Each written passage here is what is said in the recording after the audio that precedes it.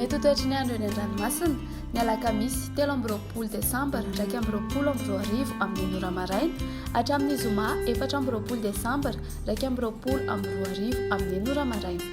Ho an'ny morontsiraka atsinanana kapitambra hatrany akabesta andrahoana amin'ny sitokotoko hoavavaratra ny rivotra ka ho sivy hatramin'ny 9 km isan'ora. Ahatratra 20 km isan'ora ny tendrony atsimo. Andiny mpanonja ny ranomasina avy ny onjy ho latsaky ny ray faingo 2 metatra. Kapesta hatrany manoro andrahoana amin'ny sitokotoko mety arahina orana tandrivondrahoana manakaiky ny manoro hoavavaratra ny rivotra ka ho 9 hatramin'ny 20 km isan'ora. Ahatratra 7 km isan'ora izany indraindray. Fa ho avy atsimo kosa ny any amin'ny farany fepitaona ka ho 9 hatramin'ny 20 km isan'ora. Anonjaben'ny ranomasina avy ny onjy ray faingo 4 hatramin'ny ray faingo 7 metatra. Mahanoratra ny taolany aro ho mafy ny rivotra ny any amin'ny faritra misy orana ary aheriny ranomasina ao anatin'izany.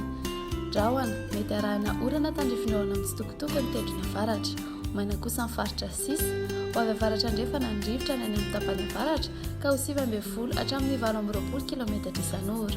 Ho avy atsimo atsinanana kosa ny any akafa ka ho 9 hatramin'ny 20 km isan'ora. Ho avy atsimo atsinanana kosa ny faritra rehetra ny amin'ny farany fepitaona ka ho 9 hatramin'ny 9 km isan'ora. Anonjaben'ny ranomasina avy ny onjy ray faingo 10 metatra ahatratra 2 metatra ny tendrony atsimo. Taolany aro hatrany akapisanty andrahoana amin'ny sitokotoko ho avy andrefana na atsimo andrefana ny rivotra ka ho 20 hatramin'ny 17 km isan'ora. Ho avy avaratra kosa ny amin'ny farany fepitaona ka ho 9 km isan'ora. Anonjaben'ny ranomasina avy ny onjy ray faingo 10 hatramin'ny 2 metatra.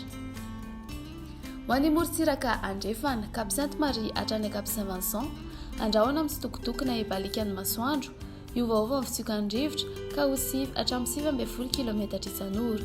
Andiny mpanonjy na anonjaben'ny ranomasina avy ny onjy ray hatramin'ny ray faingo 10 metatra.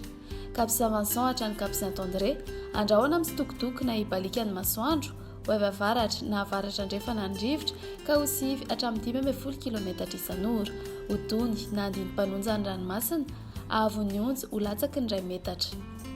Kapisaint hatrany analalava andrahoana amin'ny sitokotoko na ibalikan'ny masoandro ho avy avaratra ny rivotra amin'ny akapobeny ka ho 9 km isan'ora.